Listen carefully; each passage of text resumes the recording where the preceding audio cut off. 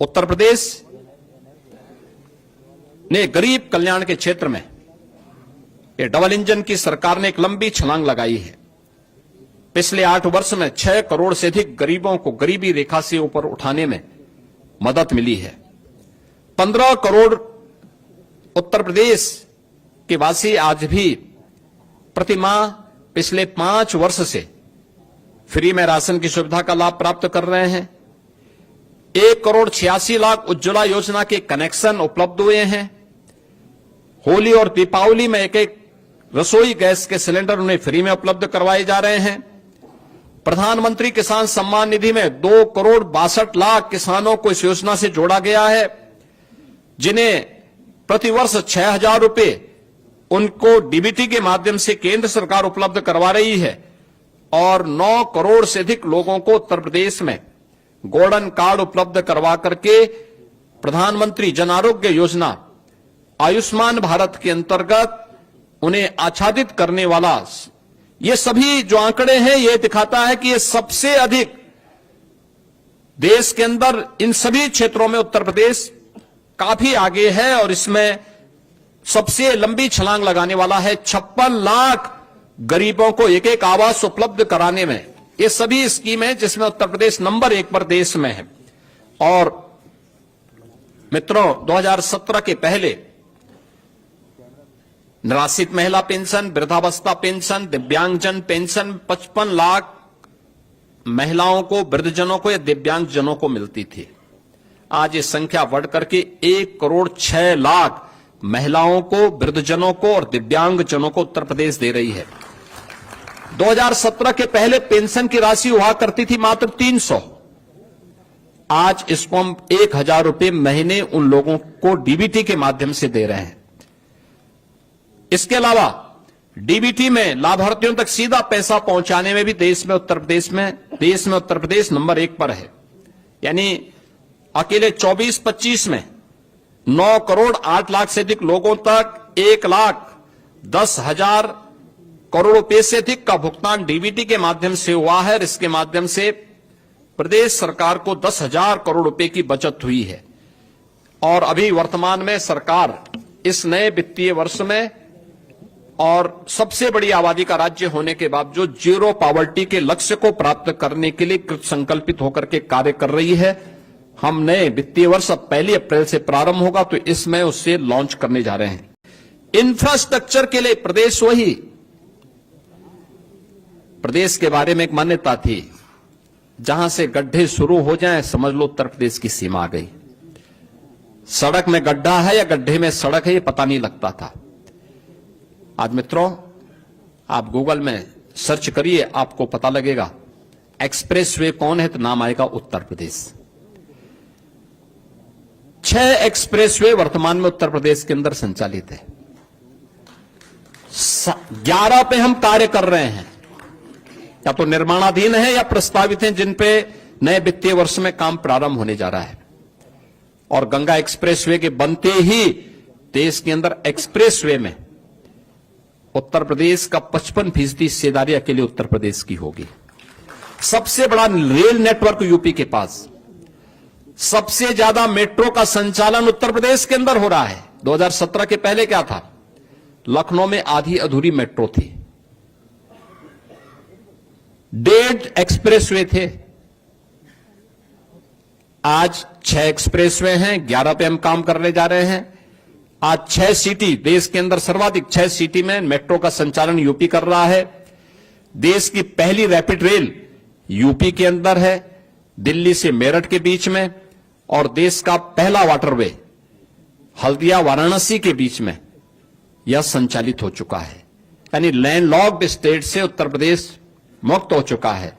और inland waterway authority का गठन करके उत्तर प्रदेश वाटरवे की सुविधा को वाराणसी से प्रयागराज तक और बलिया से अयोध्या तक पहुंचाने के लिए पूरी प्रतिबद्धता के साथ आगे बढ़ रहा है, जिससे इन संभावनाओं के माध्यम से उत्तर प्रदेश के प्रोडक्ट को एक्सपोर्ट के माध्यम से दुनिया के बाजार तक पहुंचाया जा सके और यहां के अन्नदाता किसानों का, यहां के हस्तशिल्पी और कारीगरों का और यहां के उद्यमियों की इनकम को बढ़ा करके प्रदेश की अर्थव्यवस्था को और सुदृढ़ किया जा सके। इस दिशा में सरकार कार्य कर रही है। आज इंटर स्टेट कनेक्टिविटी हमारी 4 लेन की हुई है। हर जनपद मुख्यालय 4 लेन के साथ जुड़ा है। प्रदेश सरकार ने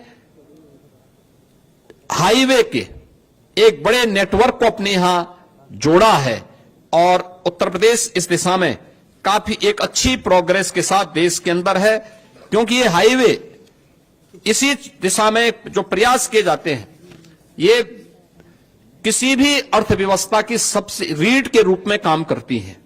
आज उत्तर प्रदेश के अंदर केंद्र सरकार की मदद से आदरणीय प्रधानमंत्री जी ने 10 सिटी को स्मार्ट सिटी के रूप में और राज्य स्मार्ट सिटी मिशन के अंतर्गत 7 अन्य सिटी को स्मार्ट सिटी मिशन के अंतर्गत लेकर 17 म्युनिसिपल कॉरपोरेशन को हम लोगों ने स्मार्ट सिटी के रूप में विकसित किया है। और ये स्मार्ट ही नहीं, इन्हें सेफ सिटी भी बनाया है। आईटीएमएस भी यहां काम कर रहा है। सरकार ने इस बार के बजट में व्यवस्था दी है कि हर जिला मुख्यालय की नगर निगम नगर पालिका को या नगर निकाय को हम लोग स्मार्ट सिटी के रूप में विकसित करने का काम करेंगे। इस बार के बजट में हमने इसके लिए धनराशि भी उपलब्ध करवाई है। प्रदेश के अंदर आज एक नए विकास के कॉन्सेप्ट को एनसीआर नेशनल कैपिटल रीजन की तर्ज पर प्रदेश के अंदर अलग अलग क्षेत्रों में हम लोगों ने स्टेट डेवलपमेंट रीजन को डेवलप करने की दिशा में एक आगे बढ़ाने की कार्रवाई की है। जैसे लखनऊ में स्टेट कैपिटल रीजन, लखनऊ और उसके आसपास के क्षेत्र को लेकर, वाराणसी में वाराणसी और उसके आसपास के क्षेत्र को लेकर, कानपुर में कानपुर और उसके आसपास के क्षेत्र को लेकर के ये डेवलपमेंट रीजन बनाने, जिससे व्यवस्थित और नियोजित विकास को हम वहां पे आगे बढ़ा सके। उसके एक मास्टर प्लान के माध्यम से वहां के नागरिकों के जीवन में व्यापक आमूलचूल परिवर्तन करके उनकी आय को कई गुना बढ़ा सकें, इस दिशा में कार्य करना सरकार ने प्रारंभ किया है। और देश की पहली रोपवे सेवा वाराणसी में अगले कुछ महीनों के अंदर हम प्रारंभ करने जा रहे हैं। यह नगरीय परिवहन की एक बेहतरीन सुविधा होगी जो वाराणसी में प्रारंभ होने जा रही है। प्रदेश के अंदर विद्युतीकरण के लक्ष्य को भी हर व्यक्ति को उसकी ऊर्जा की आवश्यकता के अनुरूप, विद्युतीकरण की आवश्यकता के अनुरूप उन्हें ये सुविधा प्राप्त हो, इसके लिए भी डबल इंजन की सरकार ने व्यापक परिवर्तन किए हैं। खासतौर पर 1947 से लेकर के 2017 तक 1,28,494 मजदूरों तक बिजली पहुंचाई गई थी। और इस दौरान अकेले 8 वर्ष के अंदर यह संख्या बढ़कर के 1,28,000 से बढ़कर के 2,49,818 यानी 1,21,000 मात्र हम लोगों ने 8 वर्ष में उन मजदूरों तक विद्युतीकरण का कार्य पूरा किया है।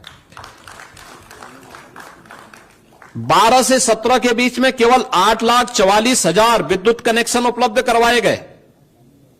8,44,000 विद्युत कनेक्शन 12 से 17 के बीच। और इस दौरान इन 8 वर्षों में 1,65,00,000 गरीबों को निःशुल्क विद्युत के कनेक्शन उपलब्ध करवाए गए। पहले बिजली आती नहीं थी और आज ग्रामीण क्षेत्र में 18 घंटे, तहसील मुख्यालयों में 20 घंटे और जनपद मुख्यालयों में 24 घंटे विद्युत की आपूर्ति प्रदेश सरकार के द्वारा 2017 से निरंतर की जा रही है। पावर जनरेशन के लिए भी सरकार ने अनेक कदम उठाए हैं। खासतौर पर नए जनरेशन प्लांट घाटमपुर में 660 मेगावाट की 3 नई यूनिट ये स्थापित हो रही हैं। लगभग कार्य पूरा हो चुका। पनकी में 660 मेगावाट की विद्युत उत्पादन का कार्य ये कंप्लीट हो चुका है। सोनभद्र ओबरा में 660 मेगावाट की 2 यूनिट यहां पर क्रियाशील होने वाली है और जवाहरपुर एटा में भी 660